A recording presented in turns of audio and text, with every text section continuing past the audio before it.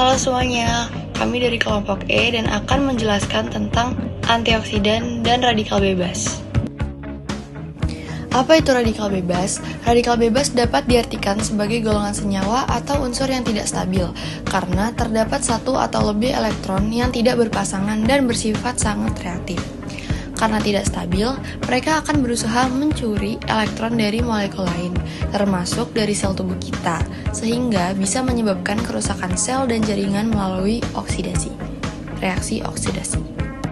Proses terbentuknya radikal bebas dapat berasal dari metabolisme normal, polusi, paparan sinar matahari, dan pola makan yang buruk.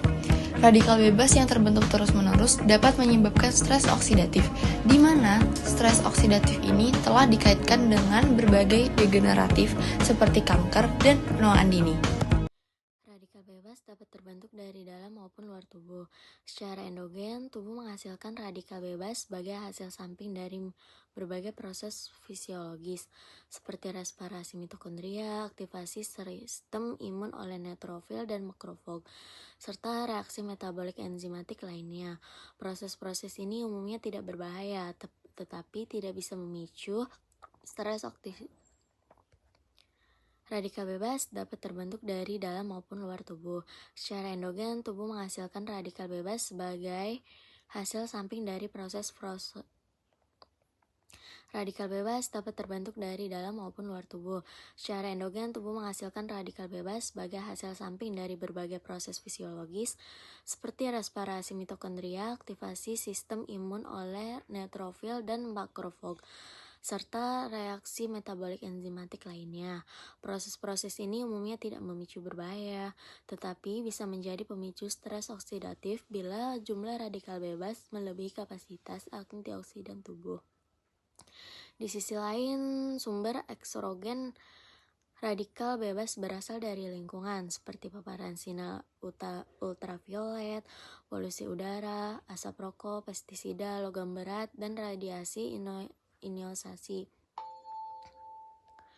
Paparan ini mempercepat akumulasi radikal bebas sehingga meningkatkan resiko kerusakan sel dan jaringan. Radikal bebas terbentuk melalui reaksi redoks yang tidak sempurna. Contohnya adalah reduksi bertahap oksigen dari O2 menjadi peroksida O2-, kemudian hidrogen peroksida H2O2, dan akhirnya membentuk radikal hidroksil OH yang sangat reaktif. Radikal hidroksil juga dapat terbentuk melalui reaksi Fenton dan Haber-Page, di mana H2O2 bereaksi dengan ion besi Fe2+ menghasilkan OH yang berpotensi merusak DNA, protein, dan lipid. Proses ini mengikuti 3 tahap: inisiasi, propagasi, dan terminasi. Pada tahap inisiasi, radikal bebas pertama kali terbentuk. Tahap propagasi terjadi saat radikal tersebut memicu reaksi berantai, menghasilkan lebih banyak radikal. Sementara pada terminasi, 2 radikal bertemu dan membentuk molekul stabil sehingga menghentikan reaksi berantai. Radikal bebas memiliki efek negatif di tubuh kita. Yang pertama adalah kerusakan DNA. Kerusakan DNA ini akan menyebabkan mutasi genetik, pemutusan rantai DNA, dan juga peningkatan risiko kanker. Selain itu, radikal bebas juga menyebabkan oksidasi lipid dan juga oksidasi protein, di mana oksidasi ini akan menyebabkan kerusakan membran sel, mengganggu integritas dan fungsi sel, denaturasi protein, dan juga gangguan fungsi enzim dan juga struktur sel, sehingga pasti berpengaruh bagi metabolisme dan mekanisme tubuh kita. Selain itu, radikal bebas juga memiliki dampak stres oksidatif di tubuh kita, seperti penyakit degeneratif. Contoh dari penyakit degeneratif ini ada Alzheimer, Parkinson, aterosklerosis, dan juga stroke. Radikal bebas juga menyebabkan penuaan dini dan penurunan sistem imun, seperti kelelahan, kulit keriput, dan juga rentan terkena infeksi. Yang paling parah lagi, radikal bebas ini menyebabkan gangguan organ dalam tubuh kita, seperti hati, paru-paru, dan juga ginjal, menyebabkan penyakit kronis dan juga inflamasi di dalam tubuh kita. Antioksidan adalah senyawa penting yang berperan sebagai pelindung sel dari ancaman radikal bebas. Mereka bekerja dengan cara mendonorkan elektron untuk menetralkan radikal bebas tanpa berubah menjadi radikal itu sendiri. Dengan kemampuan ini, antioksidan mencegah reaksi berantai yang dapat menyebabkan kerusakan sel.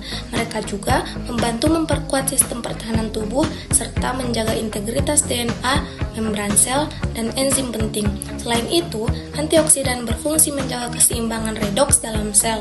yang penting untuk kesehatan dan fungsi metabolik yang optimal.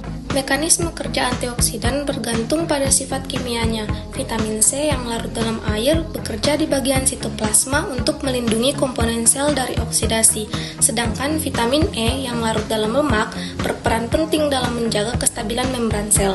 Glutathione atau GSH merupakan antioksidan utama dalam sel yang mampu langsung bereaksi dengan reaktif oksigen spesies atau ROS. Secara umum, antioksidan memutus reaksi berantai radikal bebas dan membantu meregenerasi antioksidan lain agar tetap aktif dalam sistem pertahanan tubuh. Antioksidan endogen di dalam tubuh. Jadi antioksidan endogen ini itu adalah antioksidan alami yang diproduksi oleh tubuh kita sendiri. Nah, fungsinya tuh penting banget sebagai sistem pertahanan internal untuk melindungi sel dari kerusakan akibat radikal bebas. Cara kerjanya ada 2 jenis. Yang pertama, secara enzimatik, artinya dia pakai bantuan enzim seperti superoksida dismutase atau SOD. Dan non-enzimatik, yaitu tanpa enzim, contohnya glutathione. Peran antioksidan ini sangat penting karena tubuh kita tuh tiap hari menghasilkan radikal bebas, terutama dari proses metabolisme. Nah, antioksidan endogen inilah yang bantu menetralisir radikal bebas sehingga bisa mencegah kerusakan sel dan penuaan. Dan hebatnya lagi, antioksidan ini tuh tersebar di seluruh sel tubuh. Jadi bisa dibilang tubuh kita tuh kayak punya sistem pertahanan dari dalam yang selalu aktif dan siaga setiap saat. Jenis dan fungsi antioksidan endogen. Yang pertama, ada SOD atau superoxide dismutase. SOD itu apa sih? Jadi SOD itu adalah enzim penting yang bertugas mengubah radikal superoksida menjadi salah satu radikal bebas yang paling berbahaya, lalu menjadi hidrogen peroksida dan oksigen. Nah, ini tuh kayak sebagai langkah awal penting untuk mencegah kerusakan pada sel, DNA, dan juga membran. Yang kedua ada katalase.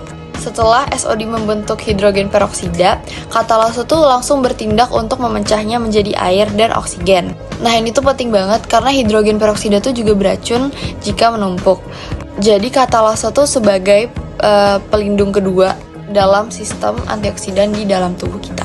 Nah, untuk yang ketiga ada glutathione peroxide atau GPX. Nah, GPX ini tuh bekerja dengan cara menetralisir hidrogen peroksida dan peroksida lemak, terutama di dalam membran sel.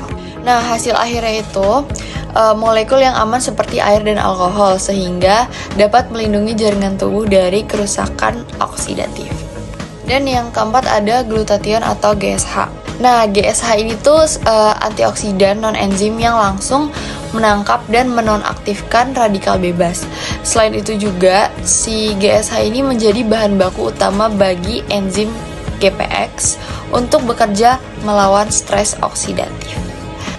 Sekian penjelasan dari kelompok kami, kurang lebihnya mohon maaf dan semoga dapat membantu teman-teman semua. Wassalamualaikum warahmatullahi wabarakatuh. Dadah.